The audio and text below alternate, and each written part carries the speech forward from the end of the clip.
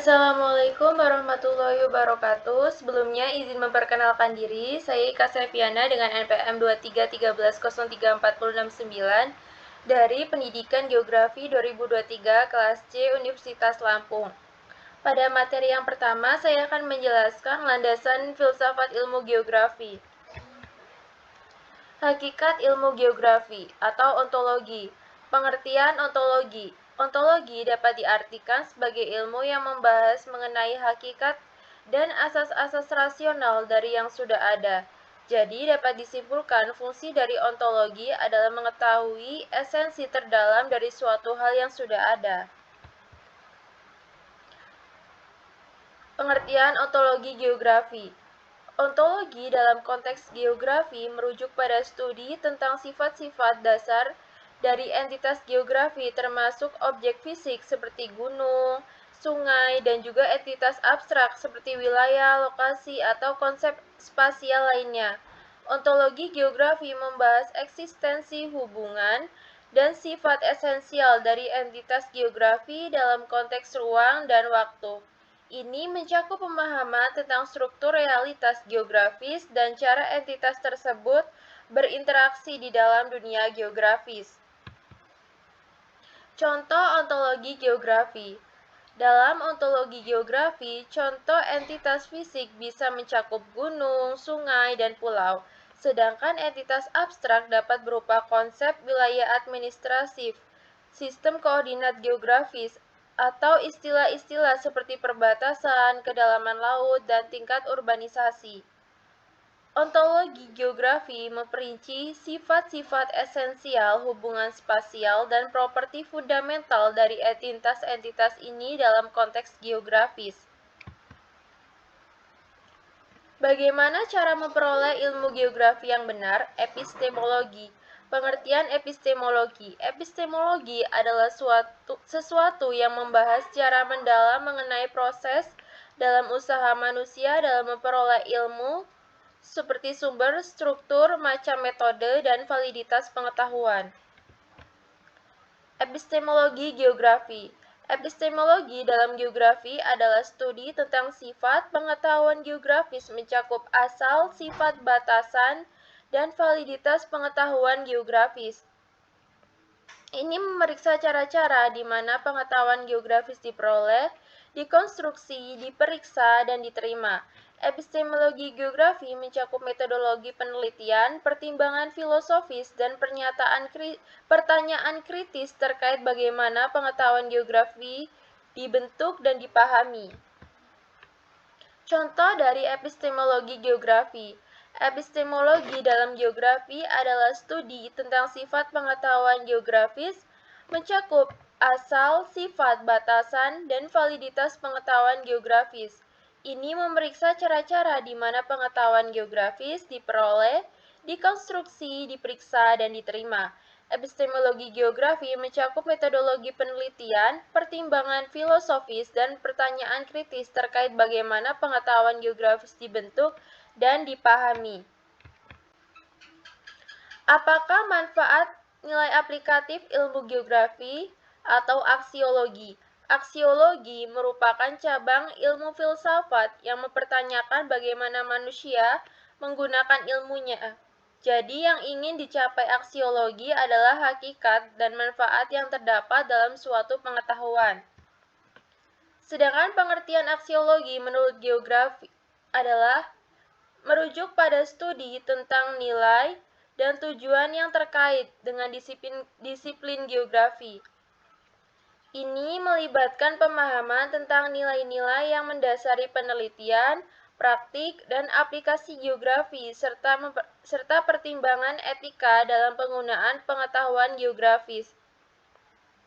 Aksiologi geografi membahas nilai-nilai moral, sosial, dan budaya yang terlibat dalam proses pemahaman, penafsiran, dan penggunaan informasi geografis. Contoh aksiologi geografi. Konservasi lingkungan, nilai-nilai yang mendorong perlindungan ekosistem, pelestarian spesies, dan penggunaan sumber daya alam secara berkelanjutan. Keselarasan manusia dengan lingkungan, Nilai-nilai yang mendorong keseimbangan antara aktivitas manusia dan lingkungan alam, termasuk pertimbangan etis dalam pengelolaan sumber daya alam, kemajuan budaya, nilai-nilai yang menghormati keberagaman budaya, warisan, dan tradisi lokal dalam konteks wilayah geografis. Materi yang kedua adalah kondisi Indonesia. Yang pertama, luas Indonesia. Indonesia merupakan negara kepulauan dengan 17.000 pulau dan 2/3 luas wilayahnya berupa perairan. Jika mengacu kepada hasil Konvensi Hukum Laut Internasional UNCLOS pada 10 Desember 1982, luas laut Indonesia sebesar 3.257.357 km persegi dan daratan sekitar 1.919.440 km persegi. Yang kedua, jumlah penduduk Indonesia. Menurut data Badan Pusat Statistik BPS terbaru, jumlah penduduk di Indonesia kini telah mencapai sebanyak 278,69 juta jiwa pada pertengahan 2023. Yang ketiga, letak geologis. Secara geologis, Indonesia dilalui dua pegunungan muda, yaitu Pegunungan Sirkum-Mediterania di kawasan barat dan Pegunungan Sirkum-Pasifik di kawasan tengah dan timur. Ditinjau dari letak geologis tersebut, Indonesia berada di kawasan pertemuan antara tiga lempeng tektonik besar, yakni lempeng Indo-Australia, lempeng Eurasia, serta lempeng Pasifik. 4. Rawan bencana. 1. Tsunami.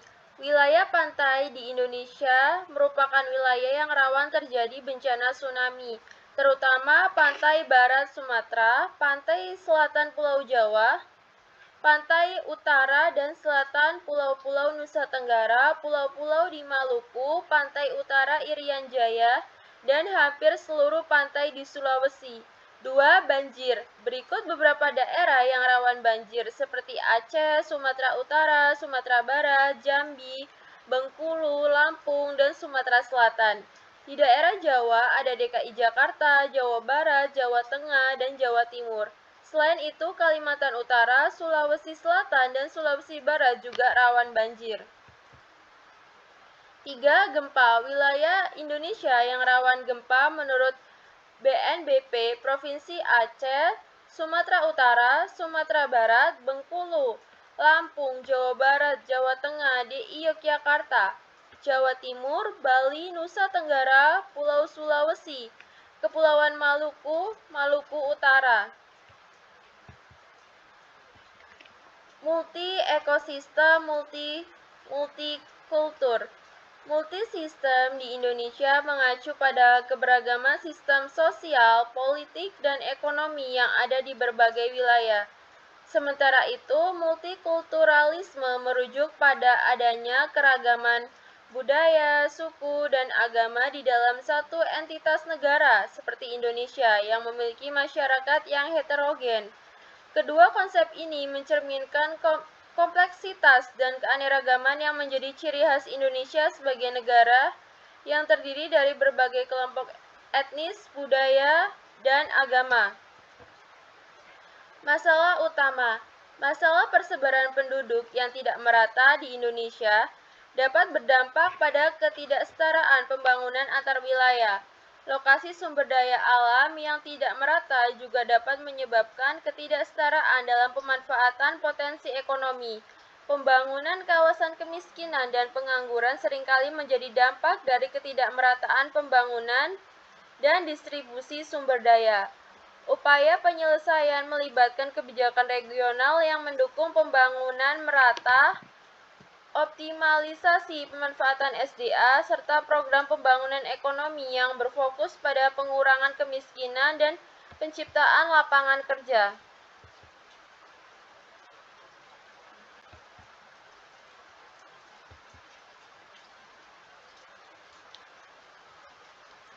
Materi yang ketiga yaitu peran geografi dalam mengatasi masalah di Indonesia.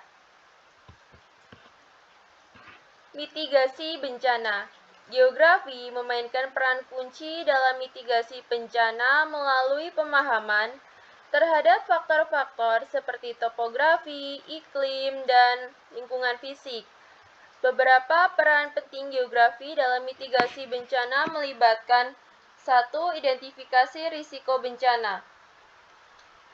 Geografi membantu dalam mengidentifikasi wilayah-wilayah yang rentan terhadap bencana alam seperti gempa bumi, banjir, atau letusan gunung berapi. Pemetaan dan analisis spasial membantu mengidentifikasi risiko. 2.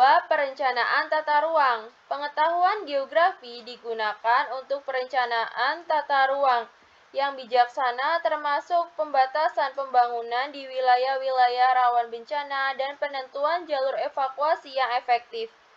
3. Sistem peringatan dini.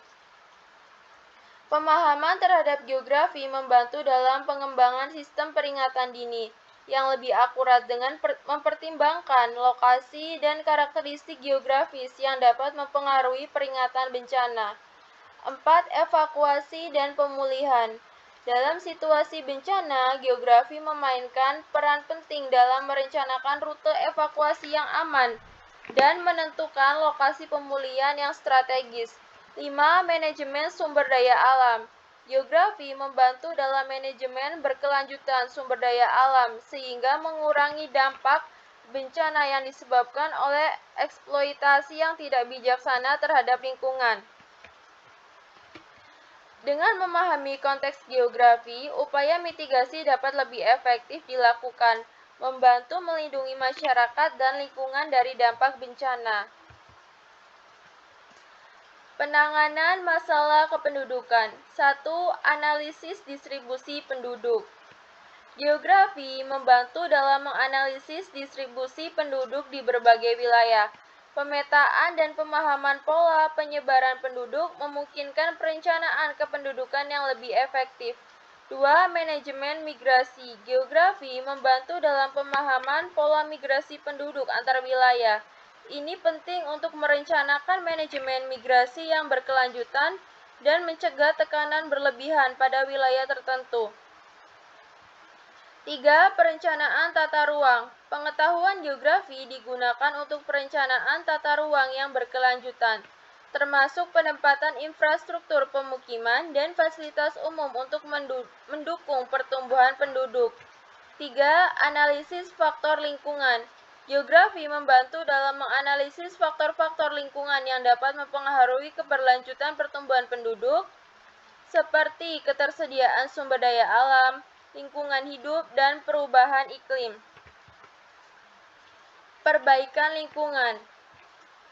Pemetaan kerusakan lingkungan. Geografi membantu dalam pemetaan kerusakan lingkungan seperti deforestasi, polusi udara, dan kerusakan habitat. Informasi spasial ini menjadi dasar untuk merancang strategi perbaikan. Perencanaan tata ruang hijau. Geografi membantu dalam perencanaan tata ruang yang mendukung ketersediaan ruang hijau, kawasan konservasi, dan kawasan tanah basah untuk melestarikan biodiversitas dan ekosistem. Analisis perubahan iklim. Geografi membantu dalam memahami dampak perubahan iklim di berbagai wilayah. Pemahaman ini penting untuk mengidentifikasi kawasan yang rentan dan merancang adaptasi yang efektif. Pemanfaatan SDA. Untuk mengetahui persebaran sumber daya alam yang terdapat di Indonesia seperti minyak bumi, batu bara, emas, timah, nikel, dan jenis barang tambang lainnya. 2. Untuk mengetahui persebaran kawasan lahan di Indonesia. Beberapa kawasan lahan yang dianalisa diantaranya kawasan lahan potensial dan lahan kritis, kawasan hutan yang masih baik dan yang sudah rusak, kawasan lahan pertanian dan perkebunan, dan perubahan fungsi dan pemanfaatan lahan. Penanganan kemiskinan dan perluasan KK. Dengan pemanfaatan data geografis, kebijakan penanggulangan kemiskinan dan perluasan KK dapat dirancang secara lebih tepat sesuai dengan kebutuhan setiap wilayah, meningkatkan efektivitas upaya penanggulangan kemiskinan.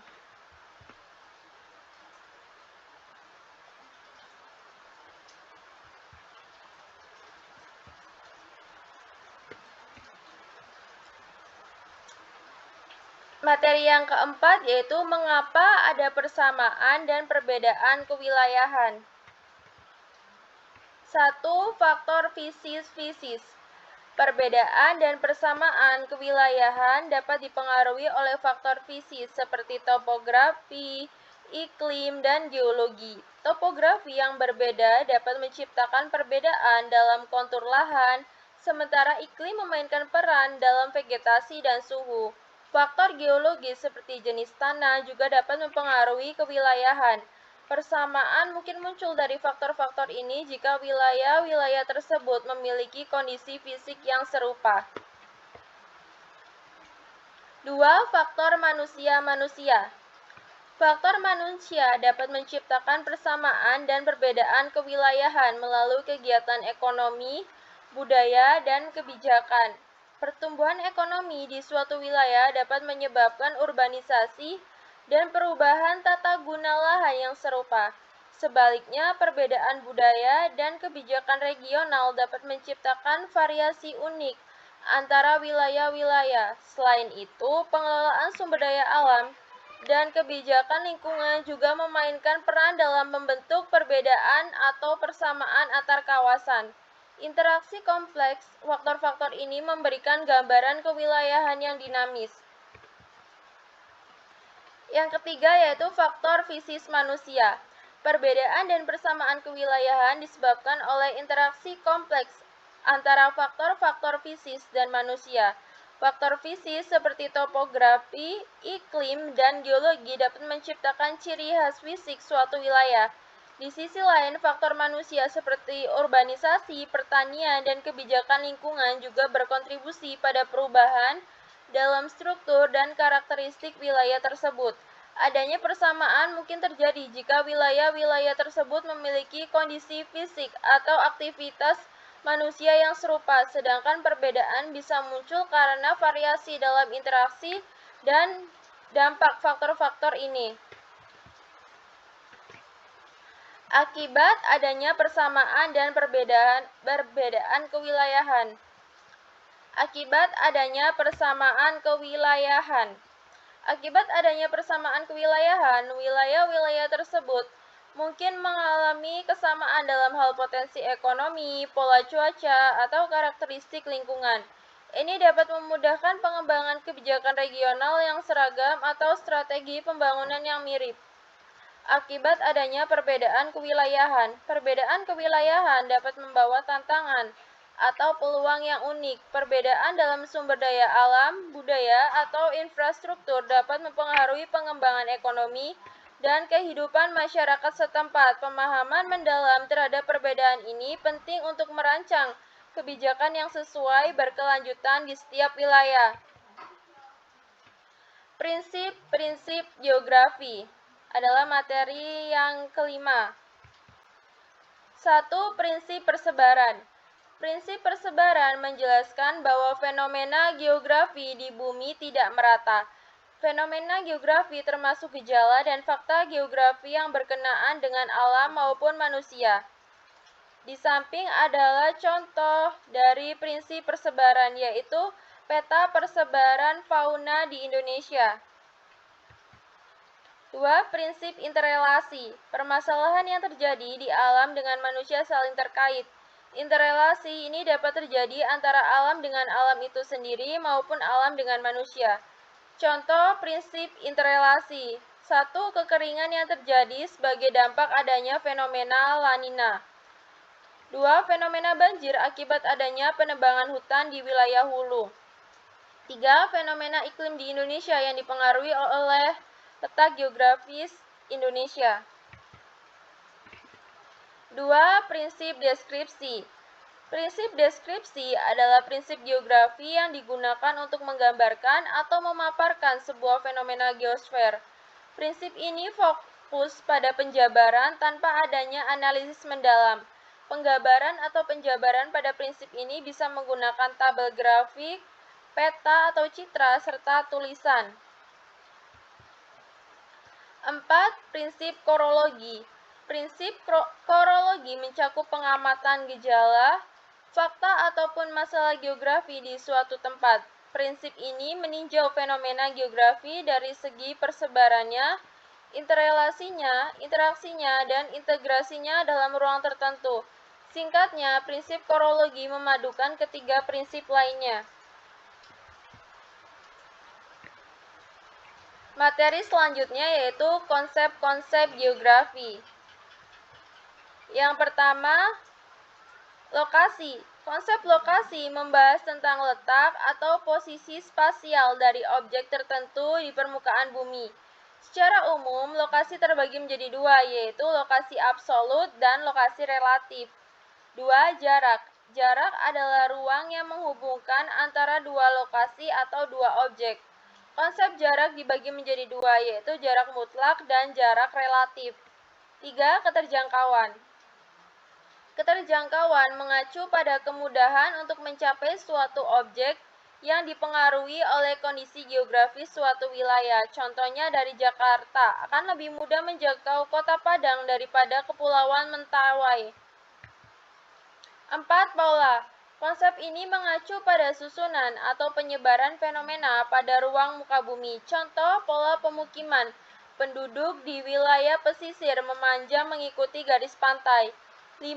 Morfologi. Menggambarkan perwujudan daratan di muka bumi yang merupakan hasil proses pengangkatan atau penurunan wilayah melalui proses geologi. Contohnya seperti pulau-pulau, daratan yang luas, pegunungan, dan lembah. 6. Aglomerasi adalah kecenderungan persebaran yang bersifat mengelompok pada suatu wilayah. Contohnya pemukiman penduduk masyarakat perkotaan. Mereka cenderung tinggal mengelompok sehingga timbul pengelompokan pemukiman seperti daerah elit, daerah kumuh, dan sebagainya. 7. Interaksi dan interdependensi adalah hubungan timbal balik atau saling ketergantungan antar wilayah. Contohnya hubungan antara desa dan kota. Warga kota membutuhkan makanan dari desa, sedangkan warga desa membutuhkan teknologi dari kota. 8. Nilai kegunaan. Mengacu pada kelebihan yang dimiliki suatu tempat atau wilayah tertentu dan memiliki nilai kegunaan yang berbeda berdasarkan fungsinya. Contohnya wilayah yang memiliki alam yang indah cocok sebagai daerah wisata. 9. Diferensiasi area. Diferensiasi area menggambarkan keunikan atau karakteristik antar wilayah satu dengan yang lainnya. Contoh konsep ini misalnya masyarakat yang tinggal di pesisir bekerja sebagai nelayan, sedangkan warga pegunungan biasanya bekerja di kebun atau ladang. 10. Keterkaitan ruang. Konsep ini menunjukkan tingkat hubungan antar wilayah. Contohnya daerah hilir mengalami banjir karena pembangunan yang terjadi di daerah hulu. Sekian materi yang dapat saya sampaikan, kurang lebihnya saya mohon maaf. Wassalamualaikum warahmatullahi wabarakatuh.